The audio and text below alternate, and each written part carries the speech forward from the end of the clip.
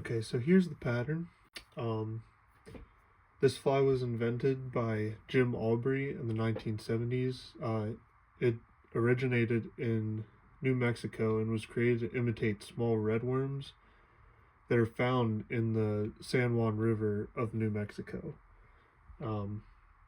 Original patterns, guides would tie them with just a hook and a single strand of red yarn, but more modern patterns like this one is tied with Ultra Chenille.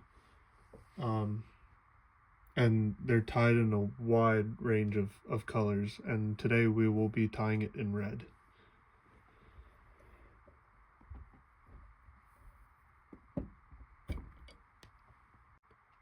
Okay, so I'm going to start by putting our hook in the vise. And to make it a little easier to see on camera, I'm tying it in a size 10 today. This is a Scud hook made by Firehole. It's the number 321. Usually I like to fish these in a size 14 or 12. But you can fish them anywhere between a 16 and an 8. Thread isn't critical on this fly. I'm using Uni-thread, in this case 8/0 red. I like to match the color of the thread to the color of the chenille that I'm using. But you can use any size or any color.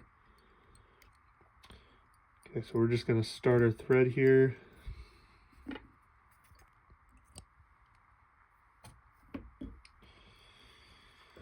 We're going to take wraps back. Now this is a barbless hook, but I like to stop my thread. This is where my first tie-in point will be. I like to stop my thread right around where the barb would be on the hook. I'm actually just gonna make a base of thread on the hook here, on the shank, to keep that material from slipping. Stop there. Alright, now we'll take our Ultra Chenille, in this case red, and this is the size standard, and you could even use like a large size chenille for like a thicker worm, if you're going for more of like an earthworm look to it. So what we'll do is we'll take this piece of chenille. This piece here that I cut off is about, I don't know, 4 inches, 3.5, 4 inches in length. We're just going to take a couple wraps here to secure it to the shank, letting about an inch hang off the back, and we can trim that up a little bit to our liking later. So I like to take a couple wraps, and you want to make sure that you keep the wraps on top of each other so it doesn't bind down that. And then I like to take a few wraps underneath, just around the shank, and then I'll pull it back and take a couple wraps in front just around the shank and not the chenille, and I'll bring it back. And what that does is it locks it in and doesn't allow that chenille to move around on the hook. Okay, now I'm just going to pull back the chenille and advance my thread forward to the front of the hook, and I'll stop it just about an eye length away from the eye. Then we'll pull our chenille forward, take a few loose wraps to lock that down,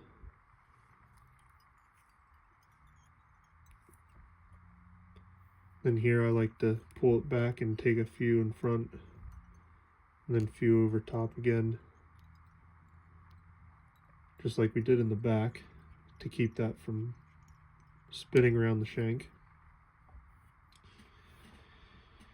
And then what we can do here is take our whip finish,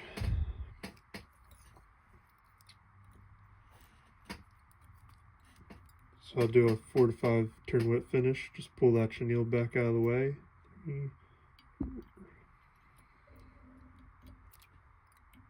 That tight.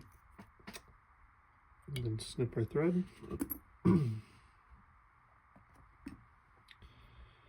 Then here we will trim the excess chenille. This is all personal preference. Typically I like to keep mine a little shorter. On the size 16 hooks, what I'll usually do is I'll cut the back end to sort of where it looks good to me, and then I'll take the front and cut at that point. So on this one, since it's a bigger size hook, I'm going to keep it a little longer. I'm just going to cut a little bit off the back there. Then I'll take this piece and I'll cut it.